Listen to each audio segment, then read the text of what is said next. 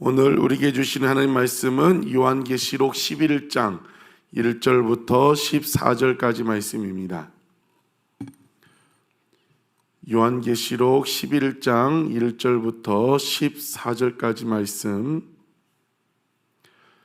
우리 같이 한 목소리로 읽겠습니다. 또 내게 지팡이 같은 갈대를 주며 말하기를, 일어나서 하나님의 성전과 제단과 그 안에서 경배하는 자들을 측량하되 성전 바깥 마당은 측량하지 말고 그냥 두라. 이것은 이방인에게 주었은즉 그들이 거룩한 성을 42달 동안 짓밟으리라.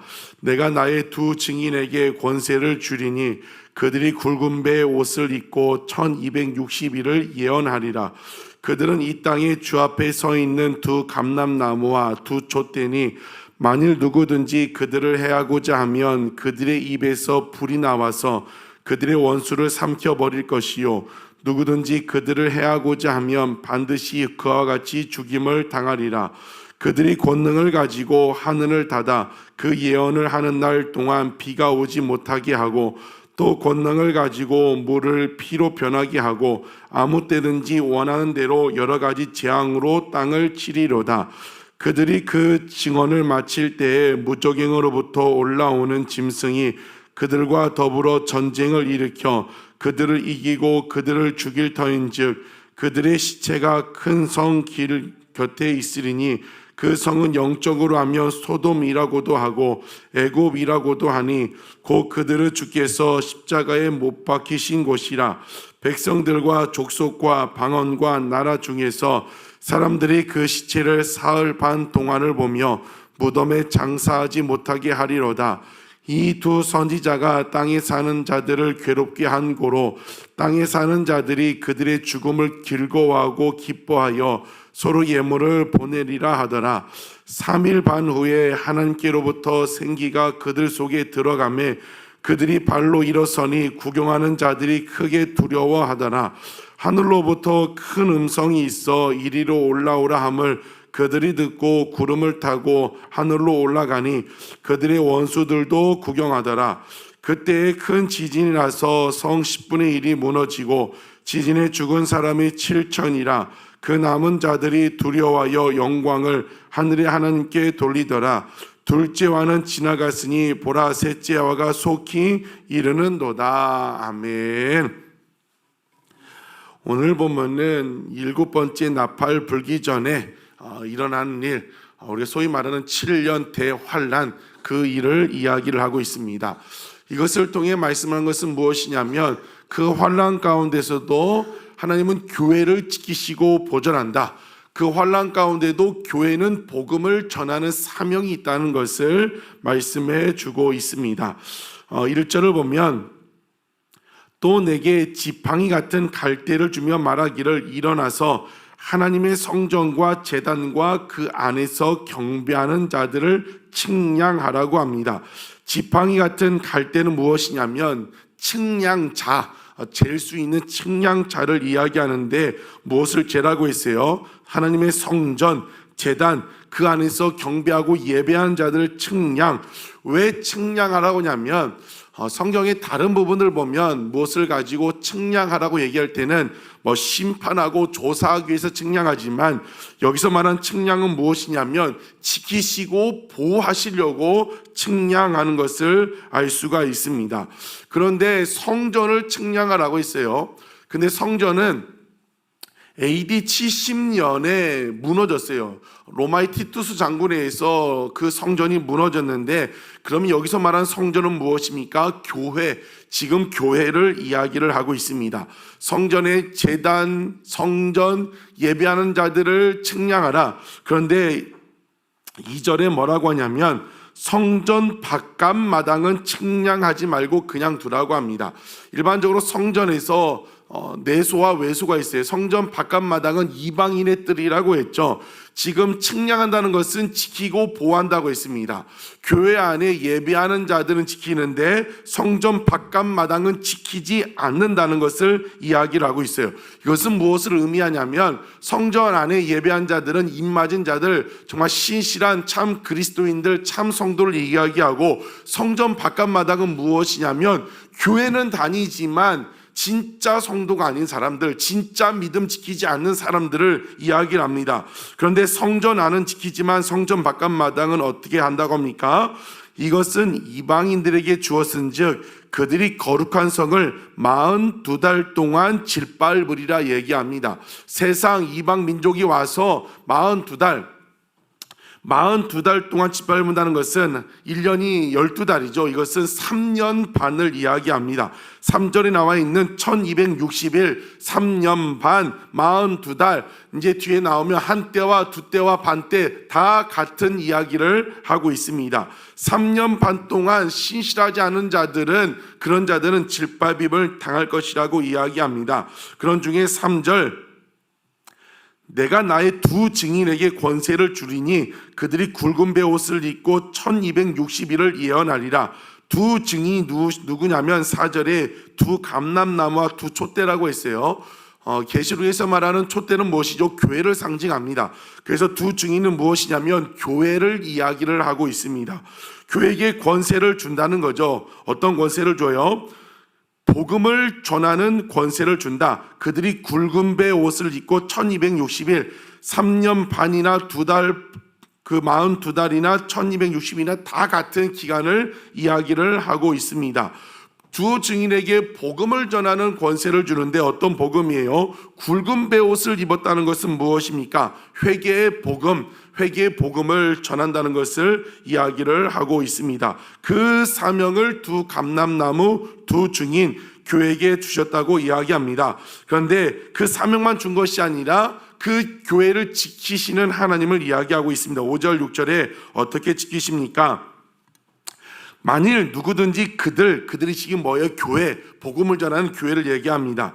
만일 누구든지 그들을 해하고자 하면 그들의 입에서 불이 나와서 그들의 원수를 삼켜버릴 것이요, 누구든지 그를 해하고자 하면 반드시 그와 같이 죽임을 당하리라. 복음 전하는 교회를 지킨다고 말씀하십니다. 6절에도 그들이 권능을 가지고 하늘을 닫아 그 예언하는 날 동안 비가 오지 못하게 한다. 이것은 누가 생각나요? 엘리야의 사역이죠. 엘리야가 기도한즉 3년 반 동안 이 땅에 비가 오지 않는다. 엘리야 같은 권세를 줄 것이다.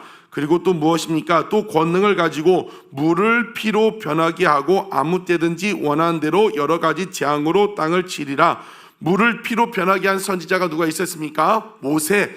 교회에게 엘리야와 모세와 같은 그 권능으로 주실 것이라고 이야기를 하고 있습니다. 여러분, 교회에게 마지막 환난 가운데서도 어떤 사명을 주셨다고요? 복음을 전하는 사명을 주셨습니다. 우리가 끝까지 감당해야 할 사명이 이 복음을 전하는 사명입니다. 그런데 어떤 복음이라고 했어요? 굵은 배 옷을 입고 복음을 전하라. 회개의 복음을 전하는 것을 이야기하고 있습니다. 우리 예수님 곧 오신다. 심판주로 다시 오신다는 것을 이야기를 하고 있습니다. 여러분, 우리도 복음을 전해야 하는데 어떻게 전해야 합니까? 굵은 배 옷을 입고 전해야 합니다. 여러분, 지금 세상 돌아가는 건 이 마지막 때가 다가오고 있다는 것을 알 수 있습니다. 그냥 여유로운 마음으로 우리 믿지 않는 가족들, 내 주변 사람에게 교회 한번 나가야지, 때가 되면 나가겠지, 때가 되면 신앙생활을 할지, 이럴 때가 아니라는 거예요. 지금 우리가 믿지 않는 가족들에게, 내 주변 사람들에게 어떤 마음으로 전해야 돼요? 굵은 배 옷을 입고 전해야 한다는 겁니다. 지금 마지막 때가 가까워오기 때문에 이 마음으로 복음을 전해야 한다는 것입니다. 여러분, 아직 우리가 여러분에게 복음을 전해야 할 사람들이 누가 있습니까? 어떤 자세로, 어떤 마음으로 전하고 있습니까? 정말 그냥 때가 되면 알아서 여유로운 마음이 아니라 오늘 주신 말씀처럼 굵은 배 옷을 입고 그 회개의 복음, 재림주, 심판주로 오실 예수 그리스도를 전할 수 있는 여러분들 되시기를 주님의 이름으로 축복합니다. 7절은 그들이 그 증언을 마칠 때, 교회가 이제 복음 전한 사명을 다 마칠 때에 무적행으로부터 올라오는 짐승이 그들과 더불어 전쟁을 일으켜 그들을 이기고 그들을 죽일 것이라고 이야기합니다. 교회가 이제 복음 전한 사역을 마칠 때쯤 무저갱이 무엇이라고 했죠? 악한 마귀들이 갇혀 있는 모여 있는 곳이라고 했습니다. 그곳에서 짐승이 올라온다. 사단 마귀가 올라온다는 겁니다. 그래서 그들과 함께 전쟁을 일으킨다. 교회 믿는 자들과 함께 전쟁을 일으켜 그들을 이기고 그들을 죽일 것이라고 이야기합니다. 마지막 때 복음 전하다가 무엇이 발생하는 거예요? 순교자가 발생한다는 것을 이야기를 하고 있습니다. 8절에 그들의 시체가 큰 성 길에 있으니 그 성은 영적으로 하면 소돔이라고도 하고 애굽이라고도 하니 곧 그들의 주께서 십자가에 못 박히신 곳이라. 사단이 전적으로 다스린 세상, 소돔, 에돔, 예수님이 죽으신 그 세상을 이야기를 하고 있습니다. 그런데 9절에 백성들과 족속과 방언과 나라 중에서 사람들이 그 시체를 사흘 반 동안 보며 무덤에 장사하지 못하게 한다. 교회에 수많은 순교자가 발생을 해요. 시체가 사흘 반 동안, 여기서 말한 사흘 반 동안은 무엇이냐면 3년 반을 이야기합니다. 42달 1260일 3년 반. 그런데 앞에 3년 반 뒤에 3년 반 하면 7년 대환란을 얘기하는데 왜 사흘 반이라고 표현했냐면 그 교회가 당하는 핍박은 짧게 지나갈 것이라는 것을 이야기합니다. 같은 3년 반이지만 짧게 지나갈 것이라는 것을 표현한 의미로 사흘 반입니다. 여러분, 그런데 이후 3년 사흘 반 동안은 마치 마귀가 세상이 교회를 이긴 것 같이 보인다는 겁니다. 그래서 어떻게 해요? 10절에 이 두 선지자가 땅에 사는 자들을 괴롭게 한 거로 무엇으로 괴롭게 했어요? 말씀, 복음, 그렇게 살면 심판받는다, 돌아오라, 복음을 전했어요. 그런데 땅에 사는 자들이 그들의 죽음을 즐거워하고 기뻐하여 서로 예물을 보내리라 하더라.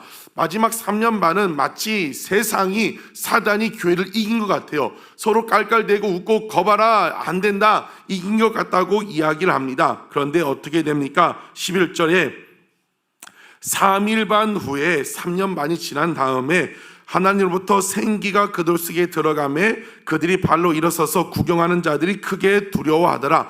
교회가 진 것 같지만 어떻게 돼요? 3년 반 후에 하늘로부터 생기가 드러나 죽은 자들, 순교한 자들이 다시 살아난다. 교회가 다시 일어난다는 것을 이야기합니다. 그 모습을 보고 깔깔거리고 조롱하고 조소하던 사람들이 깜짝 놀라는 거죠. 죽었던 자들, 순교하던 자들, 망했던 교회가 일어나기 때문입니다. 그때 12절에 음성이 들려오죠. 하늘로부터 큰 음성이 있어 이리로 올라오람을 듣고 그들이 듣고 구름을 타고 하늘로 올라가니 그들의 원수들도 구경하더라. 이것이 무엇이에요? 휴거. 우리가 어렸을 때 듣던 휴거죠. 믿는 자들이 마지막 7년 대환란이 끝난 다음에 휴거 당해서 하늘로 올라가는데 그걸 누가 봐요? 원수들이 구경하고 본다고 이야기합니다. 그 순간 어떻게 어떤 일이 벌어집니까? 13절 그때 큰 지진이 나서 성 10분의 1이 무너지고 지진에 죽은 사람이 7천이라. 그 남은 자들이 두려워하여 영광을 하나님께 돌리더라. 여러분, 그때 휴가가 되고 지진이 나서 성 10분의 1이 무너지고 7천 명이 죽어요. 왜 다 죽지 않을까요? 왜 다 죽지 않고 7천 명만 죽어? 여전히 하나님은 회개할 기회를 허락하여 주시는 겁니다. 그런데 우리가 6번째 나팔을 불었을 때 9장 20절에 보면 6째 나팔이 불어가지고 3분의 1이 죽었는데 어떻게 됐어요? 그 사람들이 그 재앙을 보고도 회개하지 않았다고 했습니다. 그런데 지금 10장, 11장 교회의 그 사명, 환난 가운데도 복음을 전하는 사역으로 인하여 어떻게 됐어요? 이번에는 그 재앙을 통해 어떻게 됩니까? 믿지 않는 자들이 하나님께 영광을 돌리게 됐다. 회개하고 돌아오는 역사가 있었다는 것을 이야기를 하고 있습니다. 여러분, 6번째 나팔 재앙, 7번째 그 사이에 지금 2가지 이 묵시를 삽입했다고 했습니다. 요한이 그 작은 책 두루마리를 먹고 복음을 전하라 그 사명을 줬고, 오늘 이 11장에서 교회가 환난 가운데 있지만 복음을 전해야 한다. 이것은 무엇을 이야기하고 있냐면 교회는 환난 가운데서도 이 복음 전하는 사명을 놓으면 안 된다는 것을 이야기를 하고 있습니다. 그 6번째 나팔지향에서 사람들이 죽어나가는데도 사람들이 회개하지 않았어요. 10장과 11장 교회의 사명, 복음 전하는 사명, 환난당하고 핍박당하지만 그럼에도 불구하고 복음 전하는 사명을 통하여 어떻게 됐다는 거예요? 이번에는 그 큰 지진이 나고 7천 명이 죽는 것을 보고 회개하고 주님 앞에 돌아오는 역사가 일어나게 되었다는 것을 말씀하고 있습니다. 여러분, 교회는 어떤 형편과 어떤 처지 가운데도 복음을 전해야 합니다. 교회 안에만 머물러 있으면 안 되고 복음 전하는 방법은 다양합니다. 우리가 러브백을 하고 그 착한 행실, 그게 사랑을 담고 여러 가지 구제하고 이 나눔을 통하여 복음을 전해지게 되는데, 교회는 복음을 끝까지 전해야 한다는 것입니다. 여러분, 마지막 때가 다가오고 있습니다. 정말 베옷을 입고 정말 그 회개의 복음, 재림주가 다시 오신다는 그 복음을 전할 수 있는 우리 교회 성도님들 되시기를 주님의 이름으로 축복합니다. 그리고 무엇을 얘기하고 있어요? 1절 2절에 마지막 때는 하나님은 참 성도와 거짓 성도를 엄격히 구분한다고 했습니다. 교회만 다닌다고 진짜 성도가 아닙니다. 이것은 언제 드러나요? 마지막 때 드러나게 된다는 겁니다. 교회 안에 진짜 참 성도들은 환난 가운데 지키시고 보호하지만 성전 바깥들에 있는 거짓 성도들은 그 마지막 때에 지키지 아니한다. 왜요? 진짜 성도가 아니기 때문에. 이것은 마태복음에도 등장하고 있습니다. 마지막 때 알곡과 가라지를 구분한다. 양과 염소를 구분한다. 우리는 예수 믿는 척하고 믿음 좋은 척하고 앉아 있을 수 있지만 우리 하나님은 다 알고 있다는 겁니다.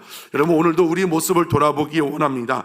정말 나는 사람에게 보이기 위한 신앙생활을 하고 있는지, 아니면 진짜 믿음으로 가지고 하나님께 예배하고 있는지, 나는 진짜 성도인지 가짜 성도인지. 여러분, 진짜 성도와 가짜 성도는 언제 드러납니까? 평상시엔 드러나지 않습니다. 내 삶 가운데 어려움이 있을 때, 고난이 올 때 그 사람이 하는 행동을 보면 그 사람이 믿음이 있는 사람인지 없는 사람인지 드러나게 됩니다. 여러분, 늘 우리의 모습을 점검하고 정말 하나님 앞에 진짜 성도의 모습으로 살아갈 수 있는 마지막 그 환난 때 진짜 입맞은 자가 되고 하나님께서 보존하고 지키시는 진짜 성도가 되기를 주님의 이름으로 축복합니다. 우리 주님 다시 오실 날은 멀지 않았습니다. 계속 계시록을 통해 주신 말씀처럼 끝까지 이긴 자, 믿음 지킨 자 되시기를 주님의 이름으로 축복합니다.